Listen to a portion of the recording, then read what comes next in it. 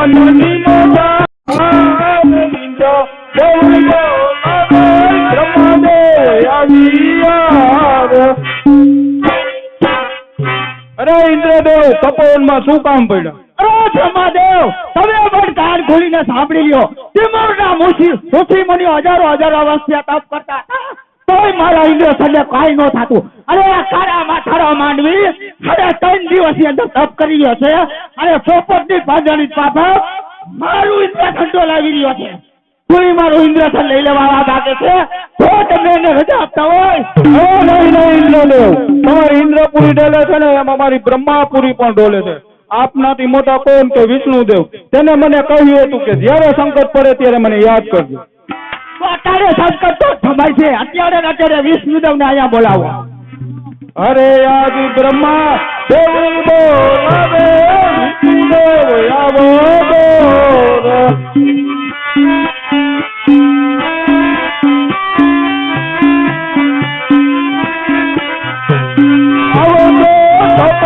વનની મોજા રે આવો જો તપો વનની મોજા બ્રહ્મા દેવ બોલાવે, વિષ્ણુદેવ આવો દોર.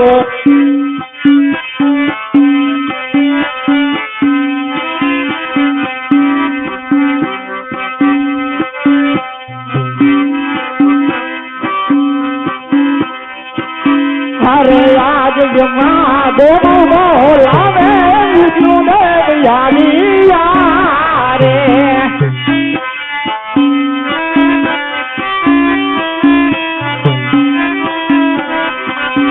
આવ્યા તપોવનની મોજા રે, આવ્યા તપોવનની મોજા રે. બ્રહ્મા દેવ બોલાવે, વિષ્ણુદેવ આવ્યા રે. હા બ્રહ્માદેવ તપોવનમાં બોલાવવાનું કારણ? આપનો ઇન્દ્રદેવ બોલાવે છે. હા ઇન્દ્રદેવ અત્યારે બોલાવવાનું કારણ? ઓ વિષ્ણુદેવ ઋષિ મુનિ હજારો વર્ષથી તપ કરતા હતા તોય પણ મારા ઇન્દ્રસનને કાંઈ ન થતું. અરે કાળા માથાળો માંડવી 3 દિવસથી તપ કરે છે. પોપટની પાંજણી માફક મારું ઇન્દ્રસન ડોલાવી રહ્યો છે. શું મારું ઇન્દ્રસન લઈ લેવા માંગે છે તો તમે રજા આપતા હોય. નહીં ઇન્દ્રદેવ, જેમ તમારું ઇન્દ્રપુરી ડોલે છે તેમ મારી વૈકુંઠપુરી પણ ડોલે છે. પણ મારાથી મોટા કોણ કે શંકરદેવ.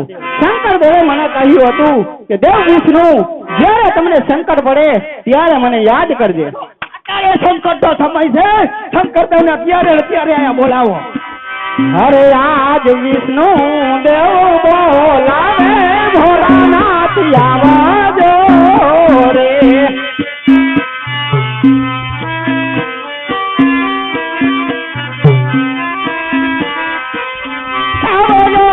તપોવનની મોજા રે, આવજો તપોવનની મોજા રે. વિષ્ણુ દેવ બોલાવે, ભોળાનાથ આવજો રે.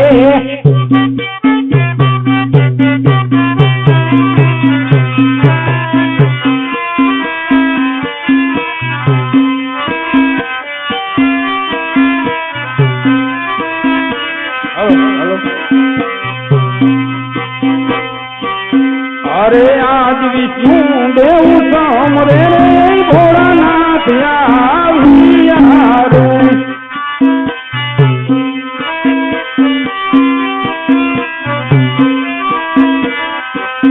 આવ્યા તપોવનની મોજા રે, આવ્યા તપોવનની મોજા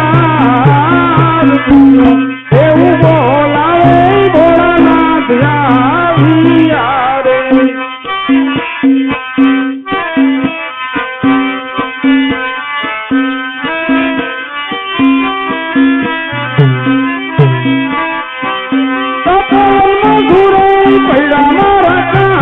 તપોવનમાં સુરે પડ્યા મારા કામ, વિષ્ણુ દેવ બોલાવે, ભોળાનાથ આવ્યા રે.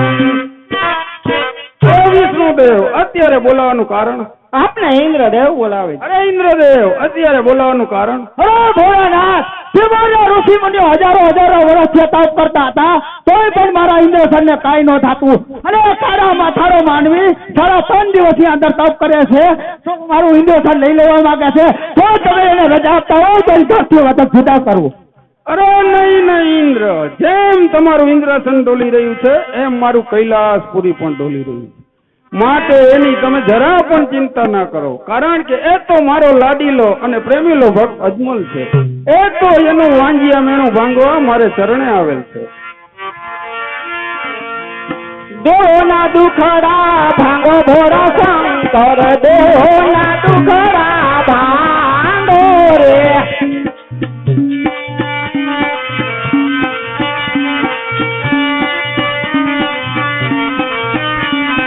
આયો પવનનો લેરો ભોળા શંકર, આયો પવનનો લેરો રે.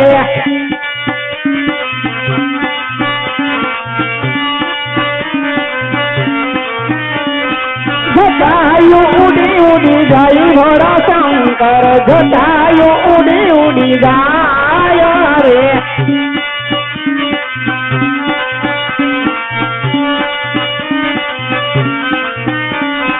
દેવોના દુખડા ભાંગો ભોળા શંકર, દેવોના દુખડા ભાંગો રે. અરે દેવતાઓ, તમે તમારા સ્થાન ગ્રહણ કરો, હું તેમને સપના રૂપી દર્શન આપું. એવા ઇન્દ્ર જાઉં કાંઈ, ઇન્દ્ર પૂરીએ મોજા. ઇન્દ્ર જાઉં કાંઈ, ઇન્દ્ર પૂરી હે મોજા. એવા સપના રે રૂપે રે ભોળાનાથ ઇન્દ્ર કયા કાય, ઇન્દ્ર પૂરીએ મોજા. ઇન્દ્ર કયા કાય, ઇન્દ્ર પૂરીએ મોજા. એવા સપના ભોળાનાથ મળજો રે.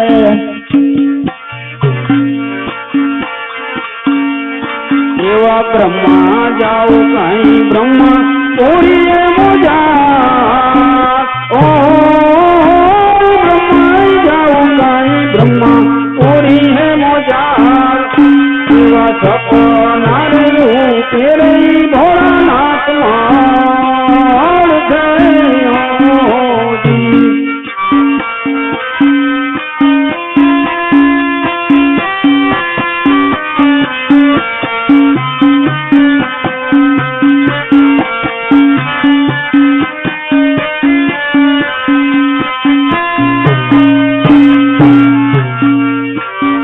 વિષ્ણુ જાઉ કાંઈ, વૈકુંઠ પૂરીએ મોજા. વિષ્ણુ જાઉ કાંઈ, વૈકુંઠ પૂરીએ મોજા. એવા સપના રે રૂપે રે ભોળાનાથ માળ જયોજી. હરે અજમલ, હું તો અજરા અમર છું, માટે કોઈને ત્યાં પેટ પત્ર જન્મ ધારણ કરતો નથી અને કરીશ પણ નહીં. માટે હે અજમલ, તું દ્વારકા જા. દ્વારકાનો નાથ તારી મનોકામના જરૂર પૂર્ણ કરશે. આ મારા તને આશીર્વાદ છે. એવા તુડા તુડા ઉડ નીમો જા. તુડા તુડા ઉડ નીમો જા.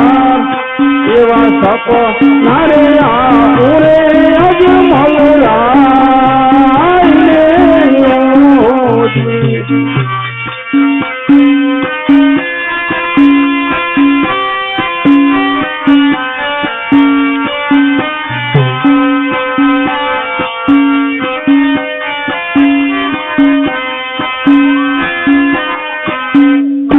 એવા અજમલ રાય તમે દુઆર કામા જા. અજમલ રાય તમે દુઆર કામા જા.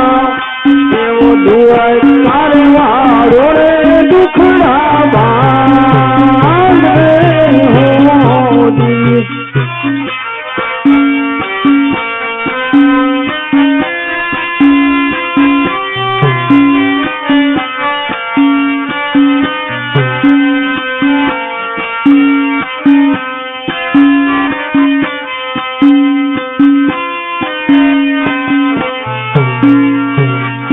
સવા શેર ઘીના લાડુ લેજો સાથ.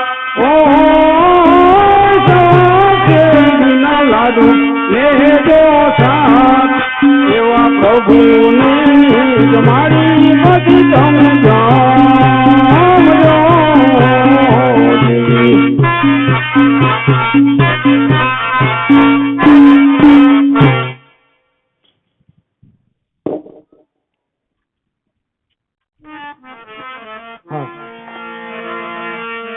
અરે પૂજારી મહારાજ, જી મહારાજ. અત્યારે મને એવું સપનું આવ્યું કે ભોળાનાથે મને સપનામાં કહ્યું, હે અજમલ, તું દ્વારકામાં જા, દ્વારકાનો નાથ તારી મનોકામના પૂર્ણ કરશે. એટલે પૂજારી મહારાજ, હવે હું દ્વારકા જાઉં છું.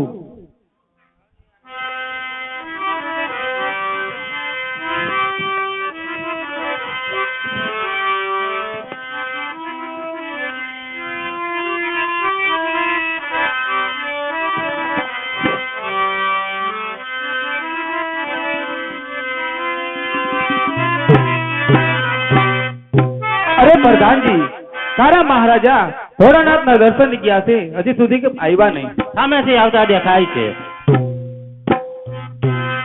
અરે સ્વામીનાથ, ભોળાનાથના દર્શન કરીવા.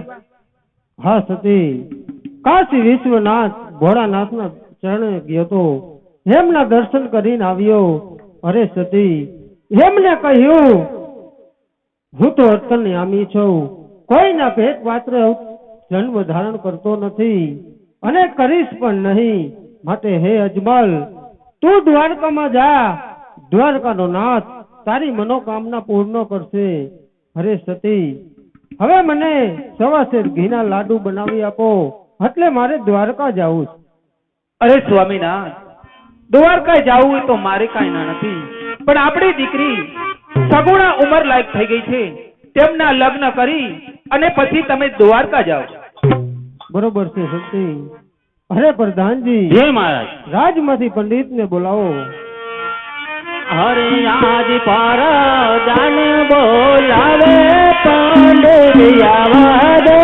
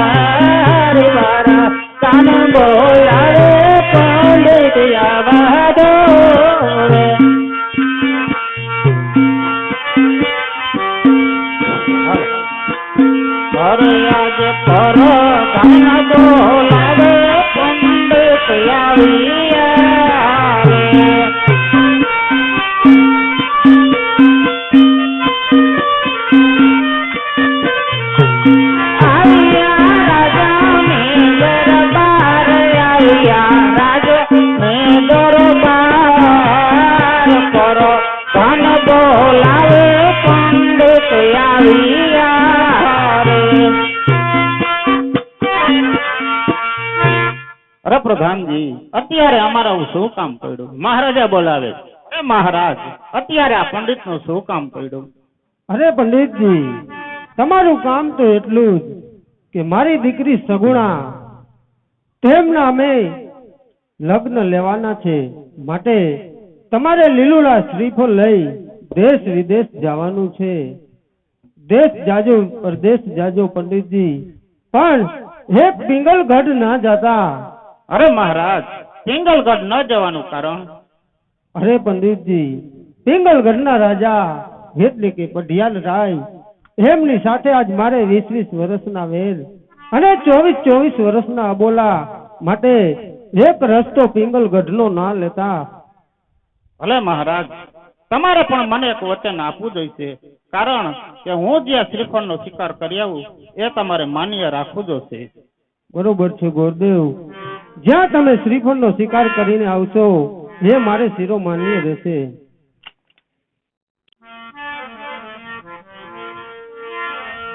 અરે આજે હર ખેને માંગે ગોરદે ચાલ્યા રે.